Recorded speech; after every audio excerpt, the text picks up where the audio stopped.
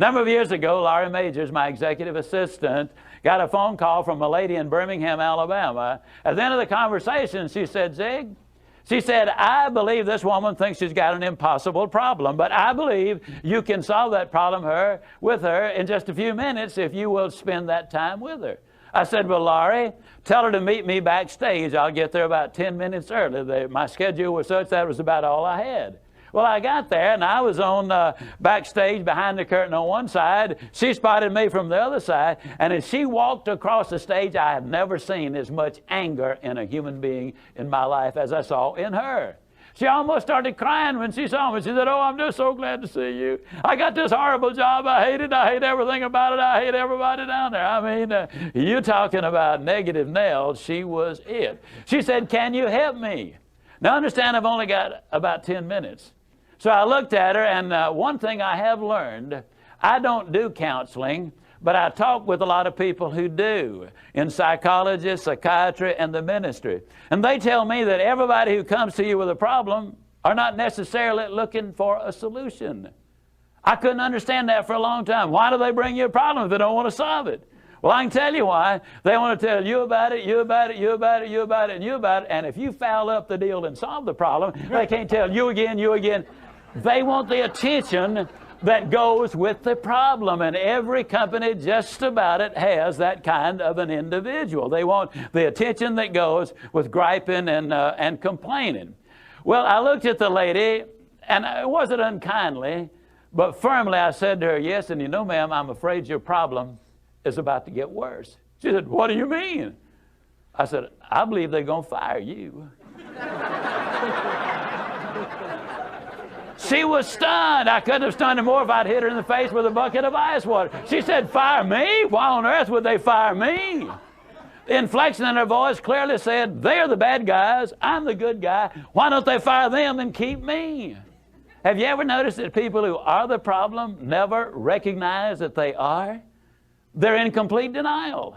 They think denial is just a river in Egypt. Why would they fire me? I said, ma'am, I don't believe there's a company in America big enough to contain this much poison in one small spot. Have you ever noticed that when somebody is about to lose something they've been complaining about, whether it's a car, a home, a mate, a job, or whatever, when all of a sudden it appears they're going to lose them, it takes on brand new value. She looked at me and said, well, what can I do? I said, do you really want to know? She said, yes, I do. That's the reason I came to see you. I came looking for help, but you sure haven't been any help so far. I said, well, ma'am, I've got an idea, and I will absolutely guarantee you it positively, definitely, absolutely will work if you will just do it. She said, I'll try anything within reason. I said, okay, when you get home tonight, all of your household tasks are complete. It's bedtime. Get off in a room right by yourself. Get a sheet of paper out, and at the top of it, write, I like my job because. She interrupted me. She said, that'll be easy. I don't like nothing about that job. Don't like nothing about those people down there. And I said, well, just as a matter of curiosity, do you work there for benevolent reasons, or do they pay you for working there? She said, well, I got to confess, they pay me. And I said, and you don't like to be paid? Oh, she said, yes, I do. I said, okay, tell you what you do. Open your notebook right now. We'll start our list of the things you like about your job. They pay you for working there, and you do like it, don't you? She said, absolutely. But she just stood there. I said, no, open your notebook now, and we'll get busy on the list. She just stood there. I said, ma'am, let me tell you what my experience in life has been. I've discovered that in 100% of the cases, no exceptions, people who won't take step number one never take step number two. You see, she had come to me with an impossible dream. Her dream was that nice Mr. Ziglar was going to solve all of her problems, and she would live happily ever after. Well, folks, I got news for you. I can't solve her problems. I can't solve your problems. But I will give you some steps that I'll absolutely, definitely, and positively will work for you, as it worked eventually for her. I said, well, ma'am, let me tell you something. Unless you're willing to take step number one right now, it's been nice talking with you. She angrily opened her notebook. Before we got through, there were 22 things she liked about her job. Not only did they pay her for working there, they paid her above average. She had 3 weeks vacation with pay. She had a retirement program. She was in on profit sharing. She had health insurance, life insurance, and accident insurance. She lived less than 10 minutes from home. She was in on management decisions. The company sent her to 3 seminars a year to be paid for. She had her own private office and parking place. 22 things that she liked about her job. Now I said, ma'am, when you get home tonight, everything is finished. Get off in a room right by yourself. Close the doors. Change one word from I like my job to I love my job. Get in front of that mirror. And folks, I cannot say this strongly enough, but I'm going to try. The eyes are the windows of the soul. Look yourself in the eye. And with excitement and enthusiasm, say, I love my job because they pay me for working there. I love my job because they pay me above average for working there. I love my job because I have a wonderful insurance program. I love my job before every one of the statements. You will sleep better that night. You see, there's something hidden in what I'm saying to you now. When she says, I like my job, she's really saying, I'm grateful for my job. And of all of the emotions we can have, according to Hans Selye, the #1 stress specialist in America, the healthiest of all human emotions is gratitude.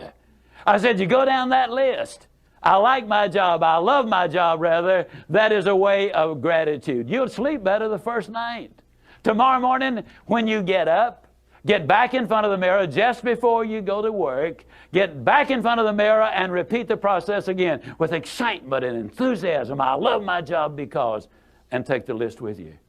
Because the reality is, you see, you will have started to change from a fault finder to a good finder. Some people do really find fault like there's a reward for it. They really do. Take the list with you, and you will be able to add to that list, absolutely guaranteed. Do this every morning and every night, and you will have an astonishing recovery from this advanced case of stinking thinking. Now, I didn't say that to her, but I'm saying it to you. That's what it was. It was an advanced case of stinking thinking. Well, 6 weeks later, I was back in Birmingham, Alabama. I was doing a follow-up sales seminar. Now, the lady was not in sales, but she had been listening to my tapes. She had been listening to Automobile University, and she had discovered that everybody sells. Everybody who will ever hear this is in selling. Whether you're a school teacher, a civil service worker, a military personnel, an executive secretary, it doesn't make any difference. What you do, you sell every day of your life. There she was at the sales seminar, seated on the front row, grinning so wide she could have eaten a banana sideways. I'm telling you, you're talking about somebody that was excited. She was turned on. I said, well, how you doing?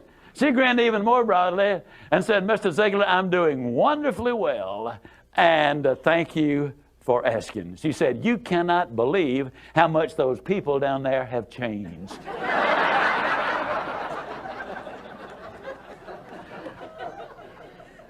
I got a lid on the line, folks. You're not going to change anybody else till you change you. Everything really does begin with you. Now, you see, the unfortunate thing, this lady had been raised in a very negative environment. First, her parents had told her that she'd never amount to anything. They said, you know, you're always late, you're always sloppy. Why can't you be like your brother or your sister or whatever? When she got married, her husband had continued it. And so her self-talk had become completely negative. Everything that she said about herself was negative. Like Dad said, I'll never amount to anything. Or like my husband says, I can't do anything right. But when she started changing the input, then some radical changes took place.